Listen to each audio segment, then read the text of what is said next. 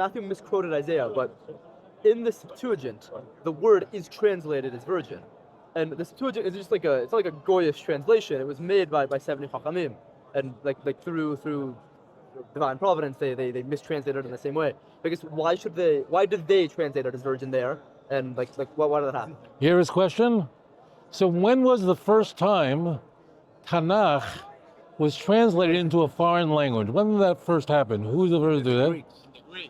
So, right. It was for the Alexandrian Library and the Targum Shivim, where 70 or 72 learned rabbis translated. Now, Christians will say, like he said, that they translated the Bible into Greek, and and as it turns out, Christians argue if you go into the Septuagint on Isaiah 7:14, which Matthew misquotes in Matthew 1:23, so the Greek word that's used in the Septuagint is parthenos, and parthenos, Christians argue, means a virgin. So why would these rabbis translate the word alma, which means a young woman, and nothing to do with virginity?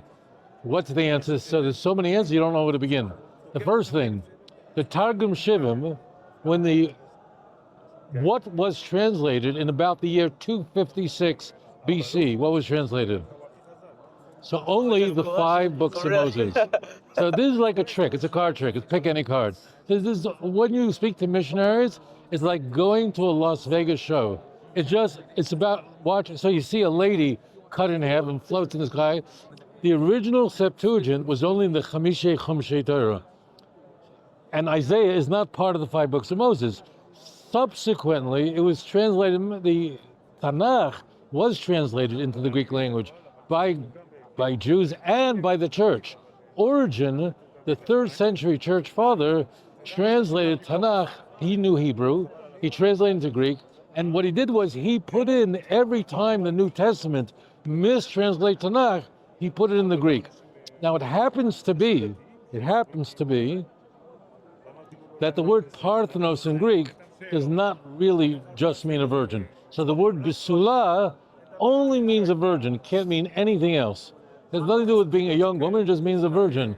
Like, for example, in Genesis 34, verse 3 and 4, Dinah, she was raped, and Shechem loved the girl and wanted to marry her.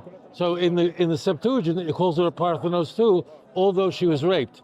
So it has to be a lie, but number 2 is they never translated it, so it's all complete fake. And in fact, the word alma is used in Tanakh where it can't be referring to a virgin. For example, you all know Proverbs 31 by heart. Why do you know? I know you know it. Well, what's Proverbs 31? So that's Proverbs 31. Okay. Proverbs 31 is about a woman of valor. That's Proverbs 31. So what's Proverbs 30 about? It's about a woman who's not such a big tzedekah.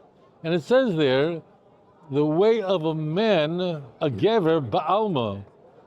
What does she do? She is a committing adultery, and after she commits adultery, calls her alma, she takes a bath, takes a shower, she says, I didn't do anything wrong. So this is all complete nonsense. But this Septuagint, original Septuagint, done which we don't have anymore, does not survive because the Alexandrian Library burned to the ground many times over. It's gone.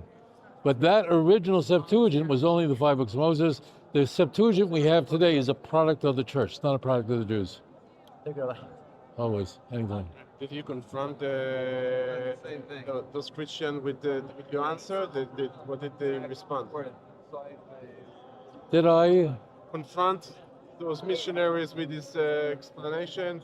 When your argument, one of your debates? I do it all the time. And what did they say about it? There's nothing you can say. You can't say it because it's done. I'll tell you what happened. I'll tell you. I'm going to do this. I'm going to do this. So this is very interesting. It's very, very interesting.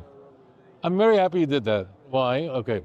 So it happens to be last week I did a film responding to Jews for Jesus with the head of Jews for Jesus in Israel argue just what you heard here. I don't know. It doesn't matter what his name is, whatever. But his name is Morgan. But he's a nice fellow, whatever it is. So he made this whole speech. I did a video showing why this is all fake, phony, fraud, fake.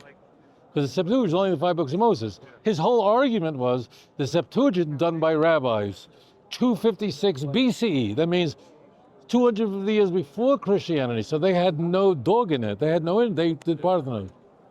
So I did a video on this, and it's been seen by a lot of people responding to this missionary. Whatever. He's one of the head missionaries in Judaism. So a Christian, now there's a problem for me. Why? I have a lot of videos, thousands of videos on YouTube. And when a Christian writes an argument, if he doesn't like my answer, what does he do? Well, if I write a comment and I answer his question, what will he do? Do you think he'll leave my answer there so that everyone will know the truth? No. They delete their original comment, which then deletes my response. You hear that? So that's what they do. And it's a big problem with me, because then what am I doing? I'm wasting my time. Since there's a problem, because if a Christian puts up a comment saying why I'm wrong, I'm the worst person in the world, so I want to respond, right? But I know that the moment he'll see the response, 9 out of 10 times, he won't say, okay, I guess I'm wrong, and I have to do tshuva. No, he deletes his comment, which deletes my answer, so therefore no one will do tshuva. So, which makes it hard for me, because I'm going to do this. So what did a guy do? So I gave the whole speech, right? It sounded like rock solid argument what I just gave. Can't argue with it. So guy said, you know who you are. You know who you are. So a guy put a comment under that said, but scholars agree in the 1st and 2nd century BCE, there were already Greek translations of the Tanakh, which is true. Okay, this is very important. So scholars know, in fact, we have among the Dead Sea Scrolls, we have Greek texts.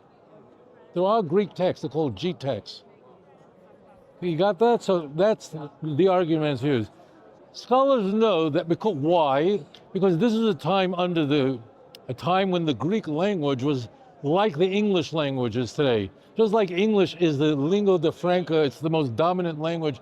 If you speak English, you can get along anywhere, you know. You speak Russian, you're stuck, you know. If you go to America, no one understands a word you're saying. So obviously, there were many efforts of many different people to translate the Hebrew Bible into the Greek language. There were. We know many of them. The point is that their translations don't exist anymore. So their argument is that those translations, let's say it was on 100 BCE, had the word virgin there. So I wrote to him, I said, show me one manuscript before Christianity of a Greek translation, Isaiah 7:14, that has the word Parthenos in it. Show me one. Show me one. As I wrote there. I wrote, let the facts speak for themselves. I challenged them. Show me one manuscript of a Greek Septuagint that dates back before Christianity that has the word virgin in it. I knew when I wrote that this guy was going to delete it because he was obnoxious in the way he wrote it. And I saved it.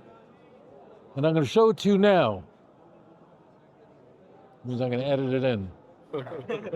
And I put the answer in, but I knew, so I right away, you know, there's a thing where you make a picture, you can snip and save. So I saved it right then, my answer, because I knew 100% that in 10 minutes I'll come back and it's going to be deleted. He's not going to say, Rabbi, you're right, and what I said was wrong. He could even say, look, I'm still a Christian, but you made a valid point. I can't do that. So it's very important. We do not have a single Greek Septuagint. Now, there's another problem I want to just say here. So you all heard of the King James Bible. It was commissioned in 1604 and it was completed in 1611 in England. There were no Jews then at the time. Now, that wasn't the first English translation of the Bible. There were many before it. And there were hundreds afterwards. The NIV, the New American Standard, Revised Standard Version, hundreds. But the key is they all took a different name. The NIV, the New International Version, the New American Standard, and the Revised Standard Version. But what happened is all these subsequent Greek translations that were created, they kept calling it the Septuagint. You understand? So it's very confusing to everyone. So that would be like the people who made the NIV. The NIV was made in the 20th century. It's fairly recent. But what they did was they called it an NIV. It's not the King James. But what they did is everybody just called every Greek translation the Septuagint. So that creates all this confusion. So all these Greek texts are out there, and they always kept calling them Septuagint. So there's not a single Greek manuscript of Isaiah 7:14 anywhere that has even that word virgin in it. So I'm glad you brought that up, because I wanted to put that up, and it's critical people understand that. That's good. If you enjoyed this program, please like and subscribe. אדון עולם אשר מלך בטרם כל יציר נברא ואת נעשה בחפצו כל